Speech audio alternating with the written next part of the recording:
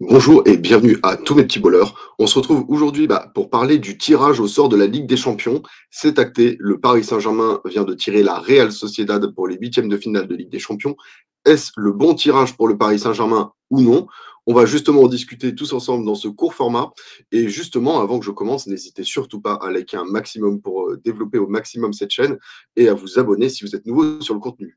Et justement, pour commencer, est-ce que la Real Sociedad est un bon tirage et pourquoi?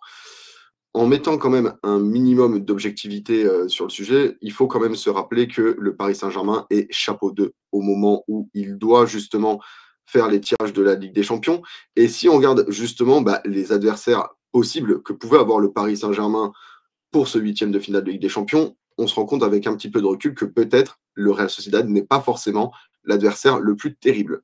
En effet, quand on voit cette liste, on peut se rendre compte qu'il y a notamment Manchester City, le FC vainqueur en titre de la Ligue des Champions, le FC Barcelone, quintuple vainqueur de la Ligue des Champions, l'Atlético Madrid, habitué aux finales de Ligue des Champions ces 10 dernières années, le Real Madrid, le vainqueur avec le plus de titres de Ligue des Champions, le BVB, le Bayern Munich, tous deux vainqueurs de la Ligue des Champions, et pour le Bayern Munich, encore un ogre dans cette compétition, et Arsenal, qui est une équipe très joueuse et très dangereuse. Donc au final, quand on fait cette petite liste de clubs que pouvait affronter le Paris Saint-Germain, on se rend compte que la Real Sociedad, avec tout le respect qu'on a, n'est pas forcément l'équipe la plus dangereuse de cette poule. Est-ce qu'il faut pour autant prendre cette équipe de haut et être sûr d'être qualifié pour autant? Pas forcément. Pas forcément. C'est une équipe qui est joueuse, c'est une équipe qui pose beaucoup de problèmes en Liga, qui est très très bien classée d'ailleurs, et c'est une équipe qui peut poser également des problèmes au Paris Saint-Germain de par son style de jeu, parce que c'est une équipe joueuse. Cependant, en étant honnête et en restant un minimum focus, on sait que le Paris Saint-Germain reste sur une saison de transition, que tu es sur un nouveau projet, que le Paris Saint-Germain a des choses à prouver et que finalement, dans ces conditions, peut-être qu'il est plus favorable de tirer un Real Sociedad qu'un Manchester City ou un FC Bayern pour la suite de ta compétition. Et qui dit tirer la Real Sociedad dit aussi un petit déplacement en Espagne, pas le pire non plus, parce que tu aurais pu jouer le match retour à l'Etihad, au Santiago Bernabéu ou à l'Allianz Arena. Et je me dis que justement, éviter ce genre d'affiches, même si je les aurais préférées pour montrer les limites du Paris Saint-Germain et faire avancer le projet au prochain mercato, je me dis que l'avantage d'affronter la Real Sociedad, c'est peut-être l'une des rares occasions de pouvoir jouer les quarts de finale quand on voit justement le tirage assez monstrueux qui se présentait jusque-là. Et finalement, tirer la Real Sociedad aussi, ça va nous permettre de mettre une certaine pression. Pourquoi? La Real Sociedad possède un joueur qui intéresse le Paris Saint-Germain, enfin qui devrait en tout cas, si le Paris Saint-Germain ne se penche pas dessus, c'est Zubimendi qui a justement le profil qu'il faut au Paris Saint-Germain au poste de 6. On sait que Ugarte ne correspond pas forcément pour le moment à ce que recherche Luis Enrique techniquement à ce poste, pour ceux qui ont suivi la vidéo des joueurs Lucho incompatibles. Et je me dis que justement, si tu es malin, tu mets la pression à la Real Sociedad en payant la clause de Zubimendi, ce qui fait que tu n'aurais pas négocié avec le club et ce qui te permettrait aussi de tâter la température, voir si le joueur peut être intéressé par le fait de rejoindre ton projet ou non, si c'est cet hiver, et pourquoi pas, si tu t'expliques qu'il ne veut pas jouer contre la Real Sociedad, mais qu'il préfère terminer la saison, au moins tu auras pris la température. Mais c'est aussi un moyen de pression pour mettre la pression justement sur la Real Sociedad. Donc je me dis que ça, c'est des avantages à jouer contre la Real Sociedad.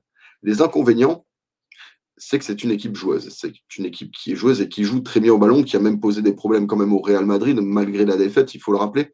Et je me dis que justement, dans ce genre de configuration, est-ce que si le Paris Saint-Germain est éliminé, ça ne met pas un énorme coup de frein au projet?